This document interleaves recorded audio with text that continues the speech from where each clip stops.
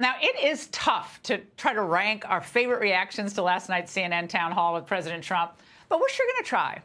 So we're going to have a little fun and count down our top three kind of Sports Center style. All right, let's start with number 3.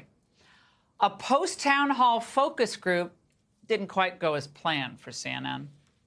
Does it bother you that he keeps talking about 2020 and not 2024? How do you feel about those lies? You guys asked him the first question at the town hall about the 2020 election rather than current stuff. So don't you think he could say it's time for me to start talking about 2024 and not lies that aren't true? Couldn't the media ask him a question about 2024? Now, I almost Kamala cackled at that one. Surprise, most voters are smarter than CNN. All right, coming in at number 2, MSNBC's struggle to come to terms with the fact that another network actually hosted a town hall with a former president. Truly stomach-turning. The hurricane of lies is almost difficult to annotate. It was a shameful and disgraceful thing to see, but I think that he is running on an explicitly authoritarian program. I think it was a profoundly irresponsible decision. It was shameful. The thing that gave me an actual feeling like I'd been punched in the stomach were the reports of the crowd. The treatment of the moderator by Trump was, in every classical description, we don't really often apply it to politics, abusive.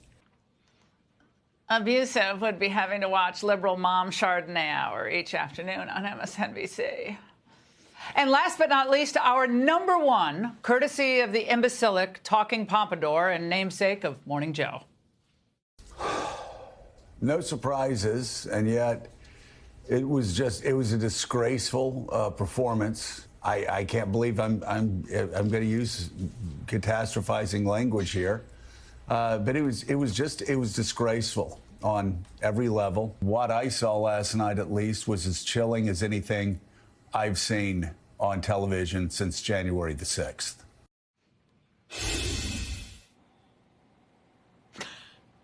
That 3/4 zip almost just came flying right off of him. He was so upset. Joining me now, Newt Gingrich, former Speaker of the House, Fox News contributor, author of the new book, March to the Majority. Newt, the freak out and the long faces. I mean, I've got to say, my kids and I sometimes watch some of these shows in the morning before they go to school.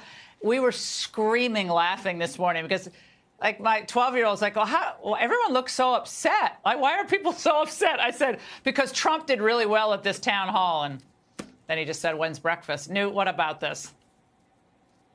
Well, look, Charles Dickens wrote A Tale of Two Cities. Someday somebody's going to write A Tale of Two Countries. What you have on the left is a group of fantasizers who thought that the Russian hoax was real. They thought that the intelligence community attack on the Hunter Biden laptop was real. You go down the list. Every time they turn around, they know Trump is bad. They wake up in the morning chanting Trump is bad. They go to bed at night chanting Trump is bad. And they're shocked to find out that more and more Americans don't agree with them. The average American now faced, as you point out in the last segment, faced with Biden's millions of illegal immigrants, faced with the total collapse of crime in big cities, faced with the inflation rate that's eating up our family budgets. You go down the list, and they're going, let me get this straight. Donald Trump is fighting for me, and they are fighting against Donald Trump. And what that does is it makes Trump stronger. His current numbers in a Republican primary are so staggering that I doubt if he'll be in a single debate between now and getting the nomination, because there's no reason for him to. He's 25, 30 points ahead of anybody else. And the reason is he is seen by everybody on the right as the one person with the courage and the strength to stand between them and a truly crazy left-wing establishment. And we know it's true because we've now watched him take this beating for 7 straight years, and he's still standing. It's an astonishing performance. What about the GOP elite types, the establishment types? You saw some of them trotted out today.